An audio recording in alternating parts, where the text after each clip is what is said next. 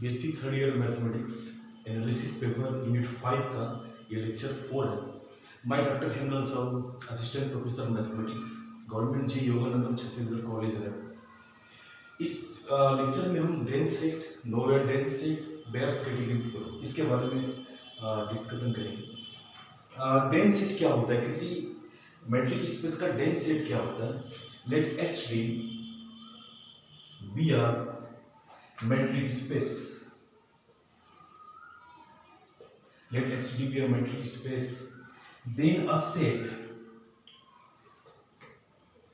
A in X is called dense set if closure of A is equal to X. A set A in X is called a dense set if its closure is equal to X. We know closure of A is A union X. For example, Q is subset of R. For example, Q is subset of R. It is a dense set. It is a dense set because closure of Q is Q union Q dash and a Q union Q dash set of all limit points of Q and we know हम जानते हैं कि R के सभी point Q का limit point होता है, इसलिए Q dash का मान जो होता है वो R के बराबर होगा। So this is equal to R. Q union R is R. So closure Q is equal to R. Closure A is equal to X. अतः Q जो है R का एक डेंस सेट होता है।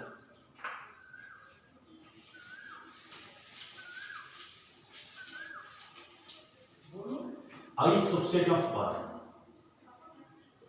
I subset of R, but I is not dense set in R because closure of I is I union I dash. और R का कोई भी पॉइंट जो होता है वो I का लिमिट पॉइंट नहीं होता, इसलिए I dash का मान जो है वो होता है 5. सो I union 5 and this is equal to I. Therefore closure I is equal to I. तो क्लोजर I जो है वो R के बराबर नहीं होता, क्लोजर I का मान I के बराबर होता है, इसलिए I जो है R में डेंस सेट नहीं है। तो डेंस सेट अगर शो करना है तो हमको ये दिखाना होगा कि उसका क्लोजर जो होता है वो मैट्रिक स्पेस के बराबर होता है। Nowhere dense set. Nowhere dense set. Dense set and a nowhere dense set. Let XD be a metric space. Let XD be a metric space. Then A is subset of X is called nowhere dense. Nowhere dense if interior of its closure is 5. A is called nowhere dense if its interior of closure A interior is 5. Then A is called nowhere dense. For example, I closure of I is equal to I. अभी हमने देखा है कि closure of I का मान I के बराबर होता है, तो क्लोजर I का इंटीरियर जो होगा वो I का इंटीरियर होगा और I का कोई भी इंटीरियर पॉइंट नहीं होता, कोई भी ओपन स्फीयर ऐसा नहीं होता। For example 2 is not a limit point of I. 2 इसका लिमिट पॉइंट नहीं है। क्यों लिमिट पॉइंट नहीं है? क्योंकि हम कोई भी ओपन स्फीयर लेके चलेंगे 2 माइनस एप्सिलॉन प्लस एप्सिलॉन, तो ये I का सबसेट होना चाहिए। 2 को इंटीरियर पॉइंट दिखाने के लिए हमको ये दिखाना पड़ेगा कि कोई भी अगर हम I में ओपन स्फीयर लेके चले तो वो उसका I का सबसेट होना चाहिए। लेकिन कोई भी अगर हम ओपन स्फीयर लेंगे, और रियल नंबर में ओपन स्फीयर मतलब होता है ओपन इंटरवल, जैसे हम ये एप्सिलॉन रेडियस का एक ओपन स्फीयर लेके चल रहे हैं, तो इसमें 2 माइनस एप्सिलॉन 2 प्लस एप्सिलॉन के बीच में जो इनफाइनाइट पॉइंट्स हैं वो सब I में कंटेन होना चाहिए। लेकिन I सिर्फ इसके 2 पॉइंट को ही कंटेन करता है, इसलिए कोई भी ओपन स्फीयर I में कंटेन नहीं हो सकता। सो 2 is not interior point of I. तो I का कोई भी पॉइंट जो है उसका इंटीरियर पॉइंट नहीं होता, इसलिए I interior is equal to 5. Therefore I is nowhere dense set, I is nowhere dense set। तो I जो होता है एक nowhere dense set होता है। इसके बाद हम एक बहुत इंपॉर्टेंट थ्योरम प्रूफ करने जा रहे हैं, इसको हम बोलते हैं Baire's category theorem. Baire's category, first category क्या होता है? What is the first category?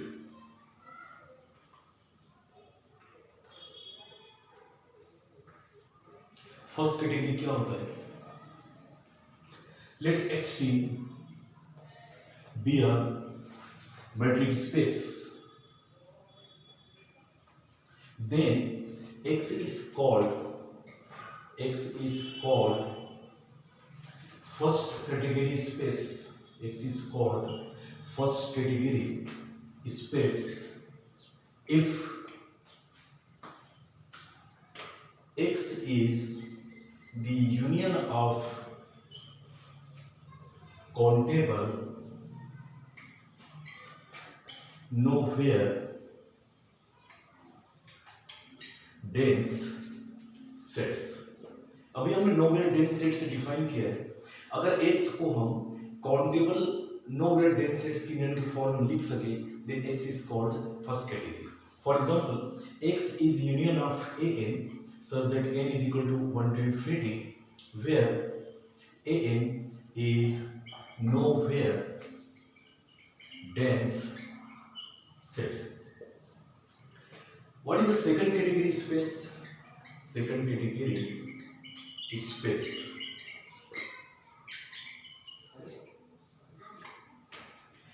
a metric space xd, a metric space xd is called second category,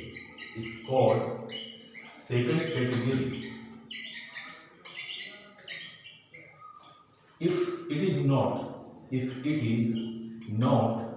a first category।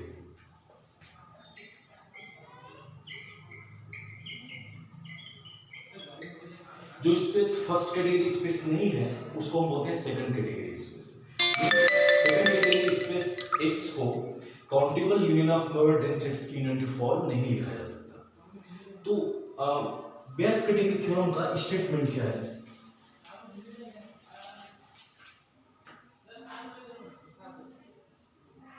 Bears category theorem, इसका स्टेटमेंट देखते हैं। Let X be a complete metric space, let X be a complete metric space, then X is a second category.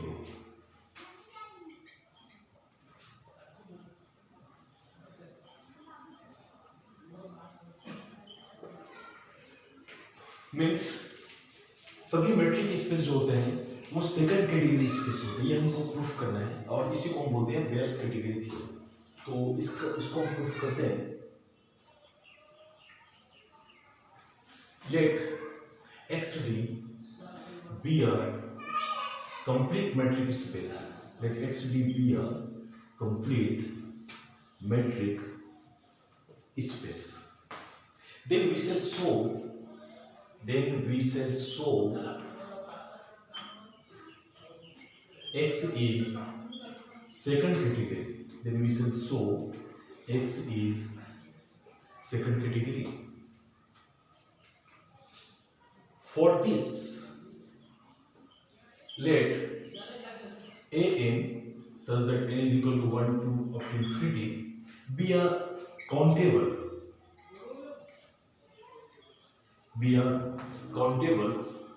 family of nowhere dense sets। मान के चलते हैं कि हम countable family लेते हैं, then we show x is not equal to union of n is equal to 1 to infinity। हमने countable family ले लिया जिसमें नोवेयर डेंस सेट जो होते हैं काउंटेबल है, तो हमको दिखाना है कि x जो होगा उसके यूनियन के बराबर नहीं होगा, ये हमको शो करना है। That is x can not be written as union of countable nowhere dense sets. To prove this, इसको प्रूफ करने के लिए हम एक लेमा प्रूफ करेंगे। To prove this we first proof a lemma. उस लेमा को हम थ्योरम में यूज करेंगे। तो फर्स्ट हम वो लेमा प्रूफ करना चाह रहे हैं। तो लेमा का स्टेटमेंट क्या है? What is the statement of lemma? Let A be a nowhere dense set, let A be a nowhere dense set and G be an open set and R is greater than 0. G एक open set है और R एक greater than 0 है। तो then there exists an open sphere, SR dash X such that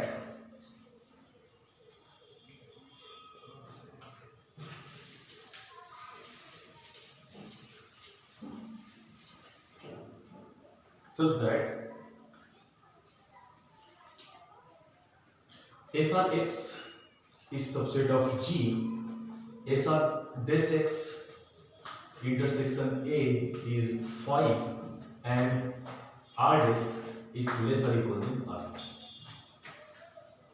A हमने एक nowhere dense set लेके चल रहे हैं और G एक ओपन सेट है वो भी X में, और R एक पॉजिटिव रियल नंबर है।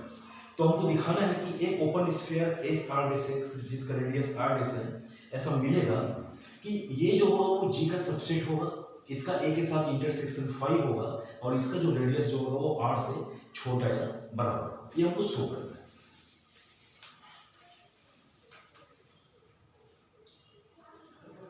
Since A is nowhere dense set, हमने मान के चला है, इसका प्रूफ देखते हैं। It's proof of lemma.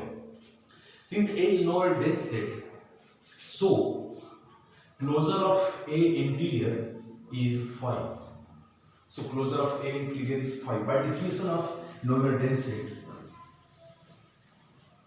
हम जानते हैं कि A इंटीरियर जो होता है, सपोज A कोई भी सेट है तो A इंटीरियर हमेशा क्या होता है? ओपन सेट होता है। चाहे A ओपन सेट हो चाहे ना हो, इंटीरियर हमेशा क्या होता है? ओपन सेट होता है।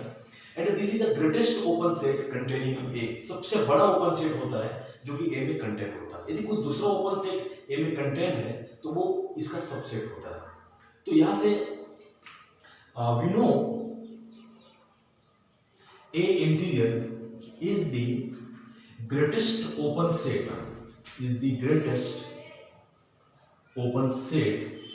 containing in A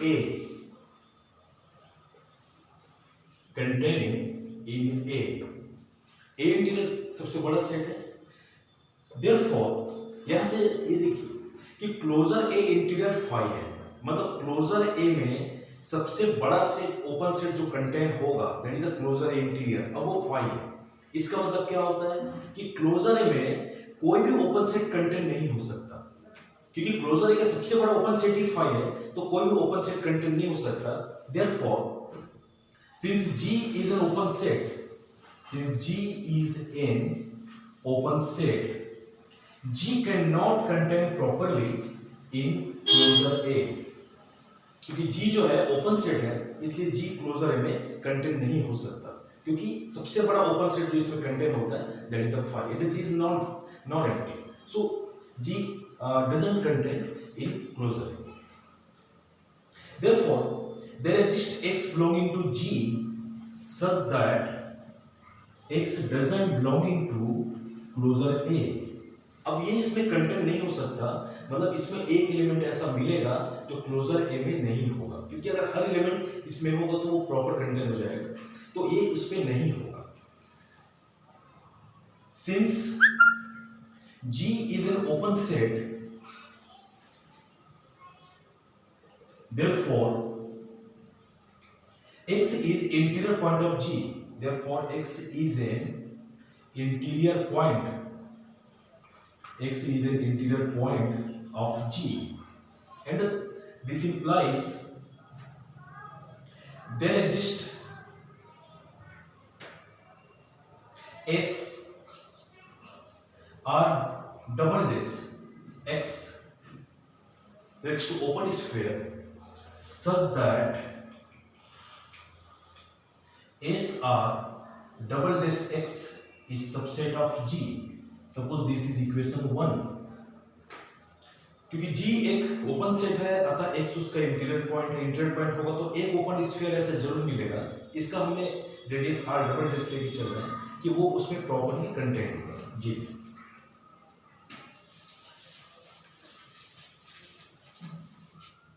Again, x doesn't belong into closure A. X doesn't belong into closure A, and this implies x doesn't belong into A and x doesn't belong into A dash. Since closure A is union of A and A dash, तो x अगर closure A में नहीं है तो x A में भी नहीं होगा और x A dash में भी नहीं होगा। अब x A का लिमिट पॉइंट नहीं है, इसका मतलब होता है कि एक ओपन स्फीयर ऐसा मिलेगा जो कि A का एक भी पॉइंट कंटेन नहीं करेगा एक्सेप्ट x। x भी उसमें A में नहीं है और कोई उसका पॉइंट कंटेन नहीं करेगा। Therefore there exists an open sphere SR triple dash x. Suppose this is x, SR triple dash x, such that SR triple dash x intersection A is 5. एक ऐसा हमको ओपन स्फीयर मिलेगा जो A का एक भी पॉइंट कंटेन नहीं करेगा एक्सेप्ट x, और x भी A में नहीं है इसलिए इसका इंटरसेक्शन 5 हो जाएगा। इसको हम इक्वेशन 2 लेके चल रहे हैं। Now let r dash is minimum of r double dash, r triple dash and r। तीनों को हम मिनिमम लेके चल रहे हैं तो ये जो होगा r डबल डैश से भी छोटा होगा, ये तीनों से छोटा होगा। Therefore s r dash x, क्योंकि s r double dash x is subset of G and the radius r dash is less or equal than r double dash, so s r dash x is subset of G। तो एक open sphere हमको मिल गया जो कि G का subset होगा। Again s r triple dash x intersection A is 5 and r dash is less or equal than r triple dash, तो r dash का जो ओपन स्फीयर मिलेगा वो A का एक भी पॉइंट कंटेन नहीं करेगा and s r dash x intersection A is 5, क्योंकि r dash का जो ओपन स्फीयर मिलेगा इस ओपन स्फीयर का सबसेट होगा, इस ओपन स्फीयर का भी सबसेट होगा। तो जो प्रॉपर्टी ये दोनों सेटिस्फाई कर रहे हैं वो एस आर डैश भी सेटिस्फाई करेगा, इसलिए एस आर डैश एक्स जो होगा वो जी का सबसेट होगा, S R dash X intersection A 5 होगा and R dash less than equal than R होगा। तो एक ओपन स्फीयर हमको मिल रहा है जो हमारी सभी कंडीशन को सेटिस्फाई कर रहा है। Now we come on main theorem. Now we come on main theorem. अब हम मेन थ्योरम प्रूफ करते हैं। Here A1 is a nowhere dense set, nowhere dense set। हमने A जो लेके चल रहे हैं nowhere dense set का कलेक्शन लेके चल रहे हैं, तो A1 हमने उसमें एक फर्स्ट जो है nowhere dense set लिया और ये क्या है, एक nowhere dense set है and X is an open set और x ओपन सेट होता है x में, तो हमने g का मान ले लिया x और हमारा जो a है वो a1 है। तो एक ओपन स्फीयर ऐसा मिलेगा, then there is an open sphere, there is an open sphere s1 such that s1 is subset of obviously x and s1 intersection a1 is 5 and radius of s1 and radius of S1 is less or equal than 1। हम यहाँ पर R का मान 1 लेके चल रहे हैं, तो एक ओपन स्फीयर ऐसा मिलेगा जिस x में कंटेंट होगा उसका A1 के साथ इंटरसेक्शन 5 होगा और उसका रेडियस जितने हम नंबर चाहे उससे छोटा होगा। तो हमने वहां पर R का मान 1 यहाँ पर 1 लेके चल रहे हैं, तो उसका जो रेडियस जो होगा 1 से छोटा होगा। एक ऐसा ओपन स्फीयर एग्जिस्ट करेगा। Now let F1 be the concentric closed sphere, containing in S1 and its radius is half of S1। Suppose ये हमारा S1 ओपन स्फीयर है, तो इसके हाफ से जो ओपन क्लोज्ड स्फीयर जो होगा, जो इसके कंटेंट सेंटर सेम रहेगा, जैसे इसका जो भी सेंटर है वो इसका भी सेंटर होगा, तो यहां से इसका जो रेडियस जो होगा वो इसके रेडियस का हाफ होगा। ये हम लेके चल रहे हैं, इसका जो भी रेडियस होगा इसके रेडियस का हाफ होगा। इसको हमने S1 लेके चल रहे हैं और इसके अंदर जो हम ओपन स्फीयर उसको हम F1 लेके चल रहे हैं and its radius is half of S1। So diameter of F1 is less or equal than 1/2। इसका जो डायमीटर जो होगा वो, क्योंकि इसका रेडियस 1 से छोटा है और हम बोल रहे हैं कि इसका रेडियस उसका हाफ होगा, तो ये क्या होगा 1/2 से छोटा होगा। Next, F1 interior is an open set. हम जानते हैं कि इंटीरियर जो होता है हमेशा एक ओपन सेट होता है, सो F1 interior is an open set. Now A2 is nowhere dense set। A2 is nowhere dense set। A2 जो है nowhere dense set होगा और ये हमारा ओपन सेट है। So there exists an open sphere S2 such that S2 is subset of F1 interior and S2 intersection A2 is 5 and radius of S2 is less or equal than 1/2। हम यहाँ पर open set G F1 interior लेके चल रहे हैं, nowhere dense set हमारा A2 है और जो रेडियस उसको हम 1/2 लेके चल रहे हैं, हाफ लेके चल रहे हैं। तो एक ओपन स्फीयर ऐसा मिलेगा जो F1 इंटीरियर में कंटेन होगा और ये जो होगा इसका इंटरसेक्शन 5 होगा और इसका जो रेडियस होगा वो 1/2 से छोटा होगा। ऐसा हम एक H2 ओपन स्फीयर बना सकते हैं।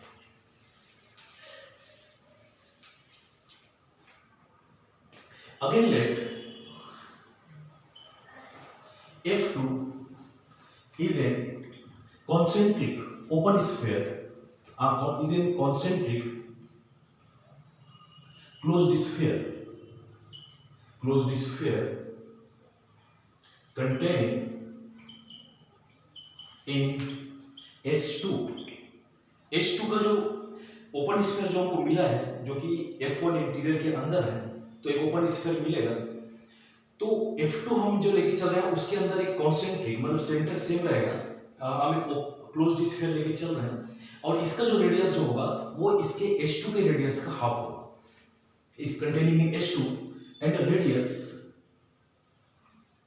हाफ ऑफ S2 और H2 की रेडियस का हाफ होगा। दैट इज इसका जो डायमीटर जो होगा, diameter of F2 is less और इक्वल देन 1/2 स्क्वायर, क्योंकि इसका जो रेडियस है वो 1/2 से छोटा है, तो उसका जो रेडियस जो होगा 1/4 से छोटा या बराबर होगा। Continuing this process,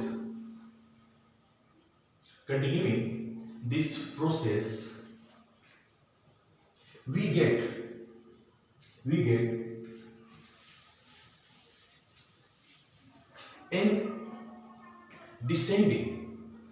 a descending sequence of closed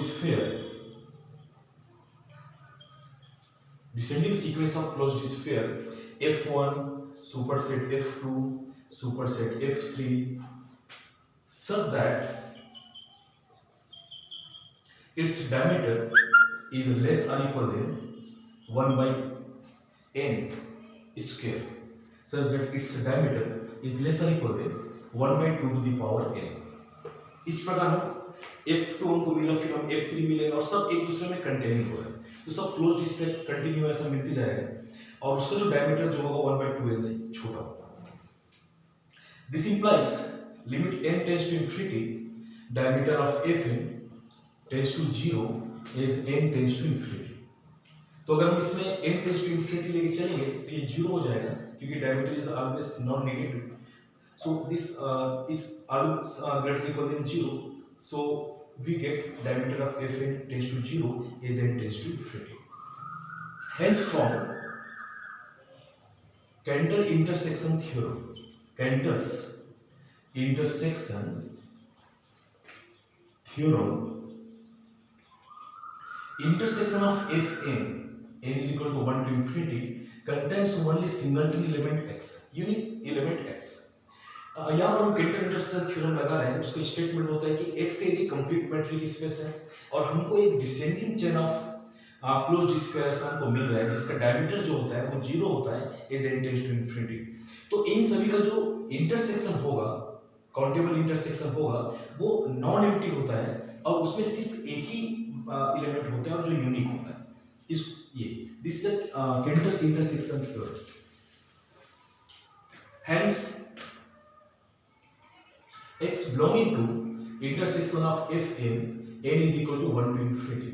x जो है क्योंकि सभी के इंटरसेक्शन में है तो x सभी में बिलोंग करेगा and this implies x belonging to Fn, this implies x belonging to Fn। Fn is subset of Sa, Fn is subset of Sa क्योंकि हम उसका हाफ लेके चल रहे हैं तो Fn जो होता है वो सबसेट ऑफ Sn होता है and Sn intersection An is phi। हमने ऊपर स्फीयर ऐसा लिया है कि S1 का A1 के साथ इंटरसेक्शन phi है, S2 का A2 के साथ इंटरसेक्शन phi है, तो यहाँ से क्या हुआ कि x Fn में कंटेन हो रहा है, Fn is subset of Sn and Sn intersection An is phi for all n, therefore x doesn't belonging to An for all n।